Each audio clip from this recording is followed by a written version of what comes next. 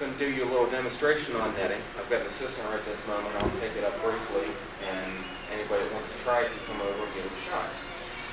First, I get to torture you a little bit with the history of this method. Netting itself is a very ancient art. They don't know an actual date on it. They've got it dated as far back as the Mesolithic period. They actually found the remains of the net in Porphyrotic, Finland in 1914. And it was made out of bark, but it was still a knotted fish net. So they know they were around back. They found simpler ones where they actually looped the stuff and put it all together from the later Stone Age. So it's all there. It's all been done before. What makes it very hard is everything they make nets out of, mainly plant materials and some animals, such as intestine, it rots very quickly. So even the tools, which were wood or bone, didn't last that long either. At the time they were doing this, you'd also use spears and hooks. This day is definitely after the Stone Age, but fishing spears were very common, especially considering that these people were on the seacoast. They get some awfully large fish. You net them first, and then they almost try and bring them back up. And they like to catch schoolfish, especially the Vikings. They catch cod, haddock, herring, because those kept them through the long winters. They split them, gut them, and dry them. They could either be smoked or salted, which they could do. And even in the wintertime, if they caught in the winter, they hang them and literally freeze dry them. They kept them out here as long as 3 months in long racks. They still do that today in Norway and other countries like that. They bring their catches in and hang them up in air dry. This is probably one of the oldest inventions. It dates back, like I said, the middle of the Stone Age. And it appeared, it's one of these things that seem to appear everywhere at once. They found the same basic net patterns in Polynesia, they found them in Alaska, they found them all across Europe. So it's one of the things that seemed to just pop up all at once. It was needed. Just like fire or anything else, it didn't originate in one little area and spread out. A lot of the stuff that we know of as far as the Vikings were concerned come from ship finds. They found fragments of hemp nets on the Gokstad ship, and this was done in blue clay. They had actually buried it in clay and preserved most of the stuff, which doesn't usually happen in finds from that period. So we know this was common in that area. We know they were seafaring people, so this had to be done. The other thing they would have done while on their voyages was use fish hooks. Now their hooks weren't quite like ours. They were simple iron affairs pointed on both ends, and just a line would be knotted back in the center. That gave you actually 2 different hooks to try and catch with. But again, these were simply beaten out of iron wire, pointed, and anybody could make these fairly quickly. And the actual nets at the time, what was really best was hemp rope when they could get it, and hemp twine. Primitive peoples used wood bark, roots, leaves, anything that could be woven. And those would have been, they used a lot of these for carry bags, for trapping small animals, anything they could do with it. Because at this point, materials are so hard to get, a net is relatively cheap. I mean, there's nothing there but air and a little bit of material. Any questions? I've heard you can make a net out of milkweed fiber. Yes, any plant fiber, milkweed is very good because it's got long strings down the middle of it. That's one of the reasons hemp was so good, because as you peel it, you actually pull the fibers right out. These can be twisted and woven into a little larger twine, and hence you get up to the larger net sizes. The needle she's using there, I cut out of a plastic bucket last night in about 10 minutes. Commonly, they use bone and ivory and wood. You use a stringy type of wood. Oak works fairly well. You want something that's not going to fragment, but you need to actually be able to bend it to get at it. This took a little more time. I actually took a table saw, ripped it down to this depth, drilled it, sanded it. You could carve one out of a tree limb for that matter if you had the patience. And something like this will last virtually forever. If you're looking to find them, you need to go to craft stores and look for craft catalogs. They still carry them. They may not even explain very well what you do with them or how to do the knots, but they sell them.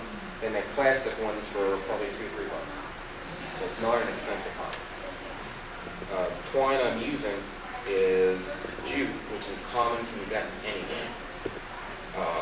Hemp would be nice if you could get it, 1-800-USA hemp. And these people will sell you hemp. They have hemp rope, but they're very vague when you buy it. If they sell you like 10 pounds, how much is 10 pounds? What size is the rope? You don't know. The size of your netting is ruled by the needle. A needle such as this, you can do, that's probably as narrow as you can get it. You might be able to get them just a little bit smaller. And that would be the smallest mesh size you can make with that needle. Larger is easy. You can make them, with this you can make them any size up to that big of a mesh. The smaller needles, like this, you do for very tiny fine nets. And the longer it is, the less often you have to refill it, because that's where all the length of the string is, whereas this one, it's got a double one. It winds on front and back as you work. But still, as you start working with it, I was trying to pick this up out of literature, and it didn't make any sense at first, but as soon as I tied it off and wrapped it around, as you load the needle, bring it over, turn it, and right back through. It made all the sense in the world as we started to do it. And if you drop the needle, you only lose 1 or 2 wraps. Actually, that's good as you net, because you don't have to keep pulling it off. By dropping it, you get just enough of an advance to keep you going. Okay. She's just about at the end. That's when I'll pick up and start chaining back the other direction. You need to teach me how to do that on last one. Well, okay, tie off that loop just like you're doing on this one. The literature I had, they use a gauge, which was nothing more than a wooden stick the size of the loops you're making. And you lay it along there, and as you wrap the next loop around it, that keeps your size consistent. Now this, actually, I had a heck of a time trying to do that. I had a guy who was a commercial fisherman from Michigan, who was watching me do my first demo. And he said, would you mind a suggestion? I said, go right ahead. He threw the gauge on the ground and promptly grabbed my needle and chained in the space of a minute, maybe this much net. And something like that would have taken me about a half an hour. Yeah, I said, well, I guess you've done this before. Yeah, I've done it for about 30 years. I'm a retired fisherman. I said, well, how do you roll the net size? He says, with your fingers. As you'll watch as I do it. When you start off, the first loop is pretty much, you get it about the size you want it. The second one, as you're pulling your string through, you hold the first loop down and just compare them. Look side by side. And work on to the next one. This guy was fast. Talking to him, watching him for about 10 minutes, it took me that long to realize he's missing 3 fingertips off of this hand. And it's from netting. They use heavy nylon nets, and for the repairs, I've got a few pictures here. They throw them up on deck, and they're trying to repair them as quickly as possible and kick them right back overboard. Trouble is, on a heavy sea, this thing might get snatched right out of your hands, and it will take your fingertips with it. This man was missing this one, and this one. And I was so fascinated watching him, I hadn't paid a bit of attention to this. But, Education hazard. not quite. One wouldn't think was if there were many cannibalistic fish that they were catching. That was the first thought that came to my head. And he says, no, it's not quite that fancy. Okay, start this off. How do you do this? Okay, what I'm going to do is cut this needle loose and start with the next one. And she's done quite a good job for being her first time. It's a lot better than what I did on my first net. A little verbal instruction is worth a lot. Is there a special technique for adding more twine when you run out? Just make a knot wherever you are? Yep, tie it right back off and keep going. And what I usually do,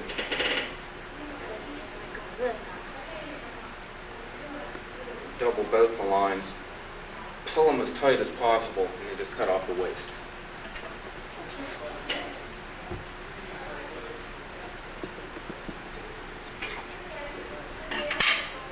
And unless you're trying to do a very showy net, something just for display, you really wouldn't worry about having a knot in the middle of one of your loops. That's just fine. And it wouldn't matter that much if one of the loops is a little shorter and one's a little longer. Right, no, not for an actual practical net, you wouldn't care that much. Not this one's about that long. Then Right. on to the other. Now what she's just done is change from one end to the other to start back the other direction. Okay, awesome. Start right back through. This is where you use your fingers as a gauge. You just run one finger down through. You pinch the top of this. Take your needle from behind and catch that loop. You just basically do it the other way. Yes, I know everything you need to know about. that's it. You just learned it all.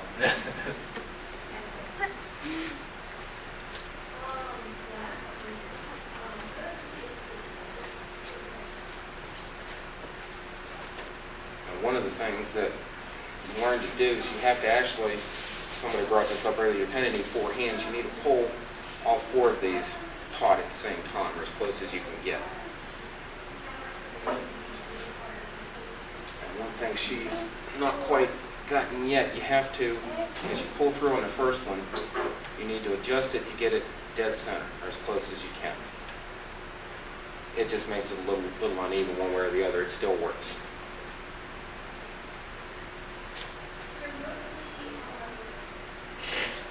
Done it improperly, it slides. That would still work, but of course your mesh size varies at that point. If you're actually trying to catch a fish, it would pop loose. The idea is when you make the knot, you're actually catching part of the upper loop into that. Right. What to you keep it do, from slipping.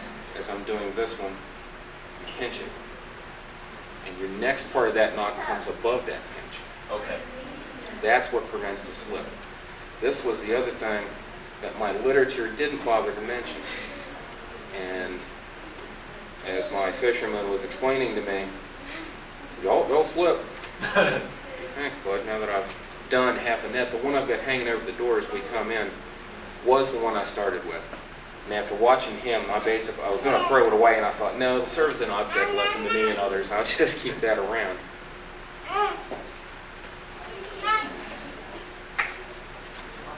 And actually, once you've done this a while, I didn't used to be able to talk to people and do this at the same time. Or I'd be talking to them, and they'd thank me and leave, and I'd promptly untie it all before the next victim came up.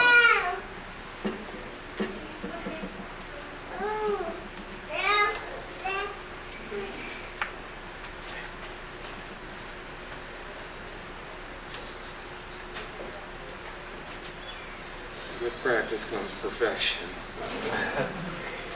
It's taken me quite a while. The net you see behind me is the one I'm currently working on at our events. I hope to use it off of the small fairing boat from the Longship Company. It's about 12 feet long, should be able to be handled by 2 men. And when done, I'd like to get it 6 or 8 feet. And if I work steady at it, this thing could be done probably in about 3 days. But that's assuming 8-hour days. And I haven't got that much patience for any one project. So you just drop it off the stern of the boat with one person on either side? You take and it off drag the- it behind like a big And sail? a lot of what they would have done would be at the mouth of a small river or one of the fjords. You'd actually get the boat sideways during the tide, either going in or going out. And at that part of the country, school fish run massively, especially back then. I mean, we've overfished terribly now. It would not have been a big thing for people to drop the net over the side, watch briefly, snatch up both ends, and dump it right into the boat. You'd actually have it the length of the boat. So you just wait for a school to swim Right. And during the running of the tide, especially in those fjords, tide's very, very quick. And, actually, you'd have about 3 to 4 men on a boat. One would be handling the boat, trying to keep it across the current if possible. And the other 2 would be working the net to drag it up in. Nice thing about that, since the 2 ends are fixed at the top of the boat, all you've got to do is snatch the bottom ends up over and it automatically dumps into the boat. And I've seen that done in the past in documentaries. It seems to work rather well. Now that would run the entire length of the boat? Excuse me? And that would run the entire length of the boat? It could.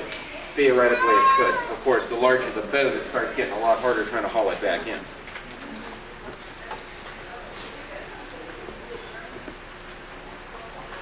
The other thing that was strange about the book, they used a gauge, and then as they explained this, you normally keep your needle in your right hand and the gauge in the left as you work. They said as you get to the end of the row, you should take and swap hands with the tools. This, I'm not ambidextrous. This didn't work very well. At the same time, I figured if you really had a problem with that, why not just walk around to the back of the net and go the other direction? This is definitely a case where you can tell that the person who wrote the article has never done it. They never thought about it. Either that or they did it briefly one evening as they were writing, and that just doesn't quite cut it. Maybe they looked at someone else doing it and put it up. Yes. I think that a lot of times nets are repaired by being thrown over walls, and then you're not going to be able to go on the other side of it. Well, the ones that I've seen on... constructing them from scratch. The ones that I've seen pictures of being done on fishing boats, they're laying in heaps on the ground. They never string them up to work on them. And I have a terrible time doing that. I suppose if you're repairing a hull, you're not all that concerned with getting the mesh exactly right. You're more concerned with getting good tight knots and getting the hull basically filled in. And when these guys do it, they do it quick.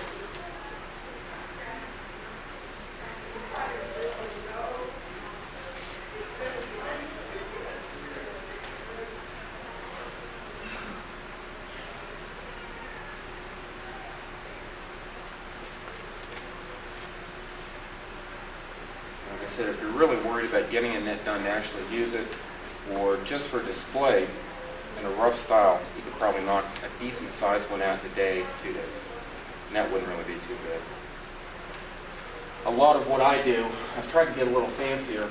The top cord, I use the same type of string, the same gauge, but then I went ahead and tripled it, braided it. And for an actual fishing net, you'd have to have a much stronger top line because it's carrying all the weight.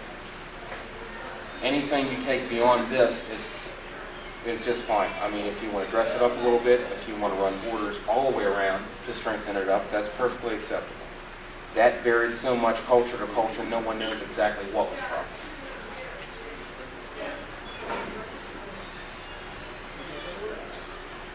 And depending on the strings you use, you may need to let your needle dangle briefly because they tend to twist. Just by letting it hang for a while, it'll bring itself back out to where it's as straight as you're going to get it. Now, if you're making something circular like a purse seine or a bag, and you have a circular beginning, how do you go from the first round of loops to the second round? Well, that's a very good question, and I wish I could answer it. I've never done a circular net. That, I think, after I complete this one, that's my next project.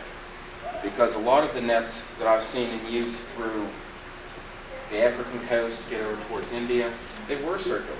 They actually cast them out, and it's basically like a big catch purse. It's got a string around the outside, and when you haul it back in, it closes itself back up. That I haven't quite gotten to yet. Hey, I'm new. I've only been doing this about 10 months. Excuse me.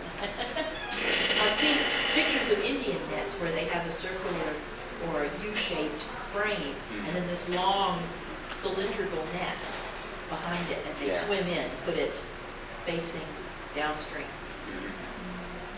Yeah, I've seen those in survival books, and that's exactly, I've never seen those through Europe, curiously enough. That might be strictly an American Indian invention.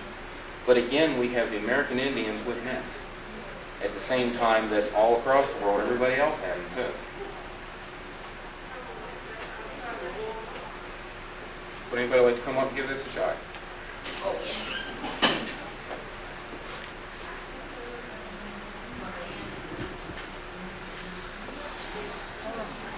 All right. Now, basically what you want to do is you're right handed. Sort of. Ambidextrous. Okay. Put them in your right hand then. Okay. So use fingers this way. Right. What you want to do is come through your next loop from behind. Put it up towards you. Hold it from down below with, say, this finger. Okay. All right, pinch this. Okay, pinch the old loop together. Right. Try to keep it tight down on this one.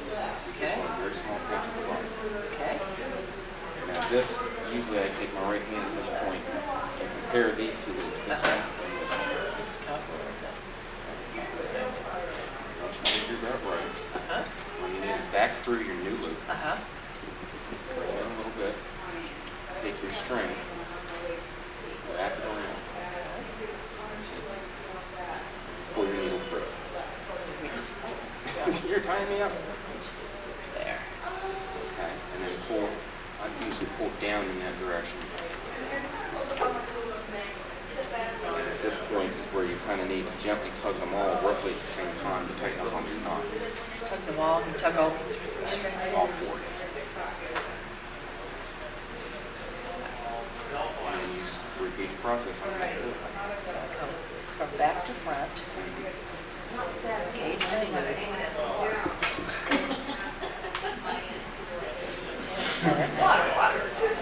Get your top loop. Okay. It's the top loop. Bow and Now I go back to front.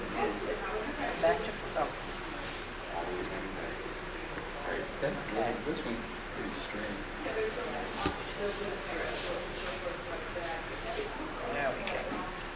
Just tighten up. I always want to actually try these out. Very When I was in simple. Washington State, I had more opportunity to do that than anybody should. Back You to know? front. Stand in the street. Pull a little line through your needle.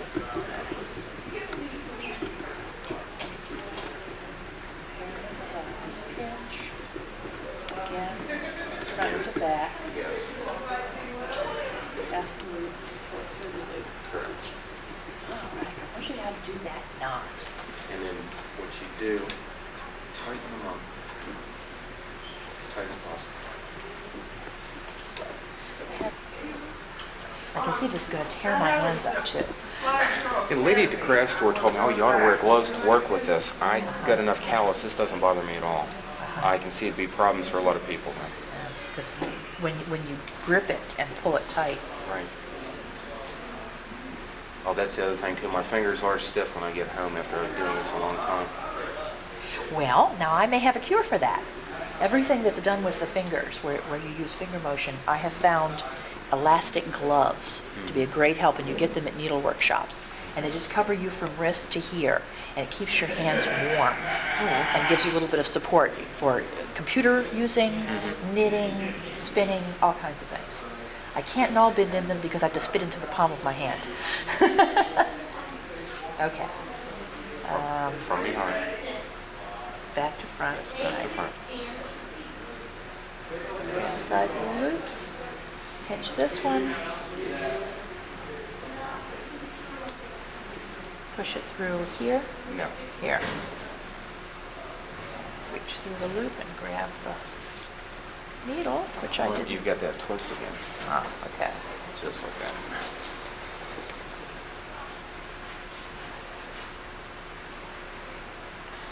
The uses have had suggested to put this stuff to is astounding. German paratroopers from down at MTA wanted this pattern so they could do camo netting to put on their helmets. Sure. Well, camouflage netting is fish netting. Yes, there's no difference. Back to front.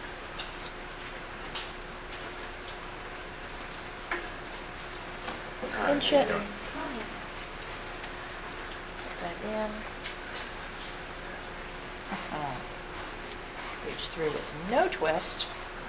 I'm getting clumsier as I go along, rather than better.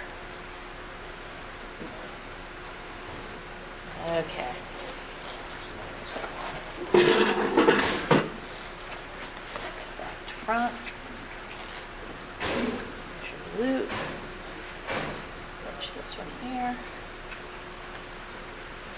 Put it through here.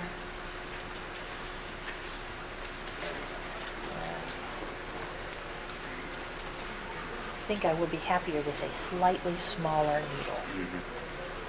Okay. Back to front. If the needle you use rolls the size of your neck. If you use a much smaller needle, they have different styles. You can do very fine mesh nets, kind of about this big. Like crayfish.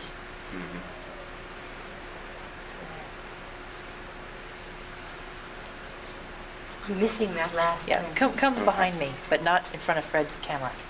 So you have a worker's eye view. I've always found that to be very helpful. But if I try from over this side for a Okay. while. Okay. Okay, Yeah. going through this loop, back to front. Got that. Measure the size of this loop against the size of that loop. Pinch the old loop. Okay, now we go from front to back through the new loop I just formed. And I want this tip of this needle to come through this loop, so what I do is I just reach through the loop and grab it. Carry it through, making sure that that loop I put my wrist through does not twist. When I twisted it, the mesh slips. And then you pull all 4 of these ends here tight. Tighten up the knot. Pinch it. Put it through. Grab a needle long. I had a... Okay, start again.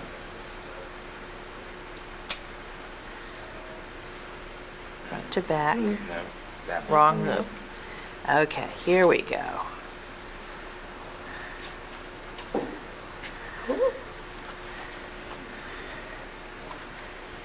To front. Oh, got a little short.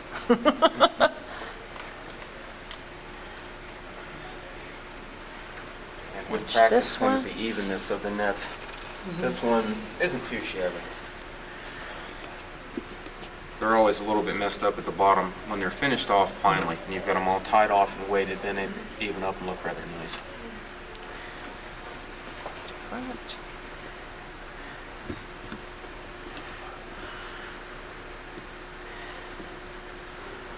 Through.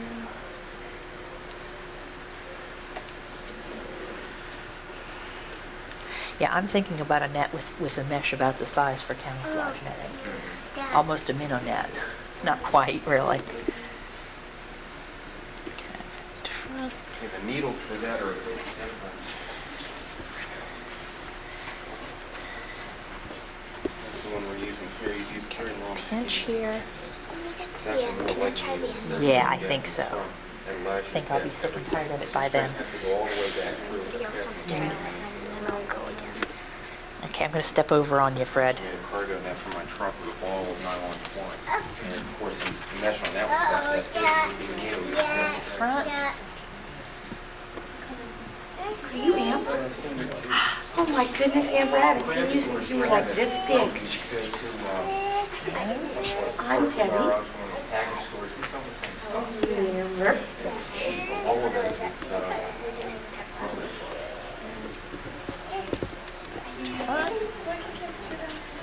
Yeah, yeah. although You had your hair it in a wasn't ball, this. in a it was that ponytail. trashy looking thing over the door. It's the first one I ever I did. just got a toxic tail, so And I haven't I'm trying to been figure out doing it on Ferris. I do it when I'm in Right. camp. Yeah. Little by, it's growing little by little. At this stage, they're right, it does look like a volleyball net. You do it in Viking camp. We Yeah, need that's a cute. separate head, we can bat back and forth across it.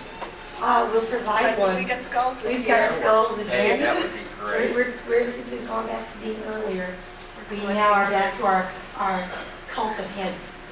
So, cult of heads, so we'll have skulls. You guys make yourself blue. Yeah. Very good. Yeah, the whole thing. We were little I'm kids. growing woad this year, Debbie. Are you? Yeah, it's not doing very well. The insects are eating it like takes- crazy. It takes a lot of care considering it's a weed. Yeah, that's exactly what the You books know? say. It doesn't require anything special. I'm fertilizing it, I'm watering it, and it'll do okay for a week or two, and then the insects will come. Orm grew us a couple of woad plants in. I did find a source for seed, however. Did you? Southern Exposure Seed Exchange has woad seeds. We bought some back from England, Oh, good. from Butzer Okay. Farm Project. And, but they're hard. I don't care what they say. Yeah, I bought these as plants. Okay, go ahead. Pretty good. Okay, all you have to do is just get What are you so lucky? a loop and then just tie a little knot right there. And then it's down, You bought a Batman still and you didn't like it. around, Down. down. When you stamped it, it made this little picture of Kind a of. with Catskills. turn it around, and sometimes turn it around, up, down, turn it around, up, down, turn it around, You know, because I'm always looking for the gimmick, right? up, And I'm remembering down, class, is that it? Oh, sorry. turn it around. All it is really is just up, down, turn it around.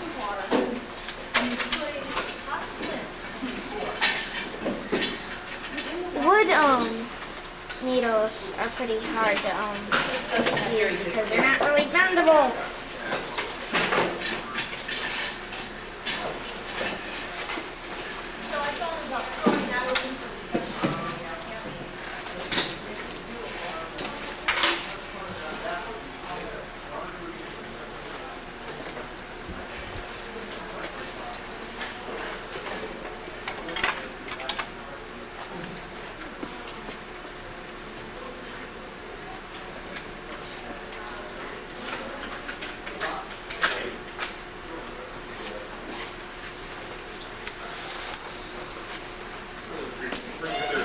How far do you want me to do this up?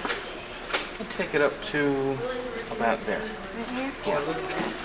Practice if you wish. I'm gonna run out, take a little break. I've been standing here too long. I don't mind. There you go.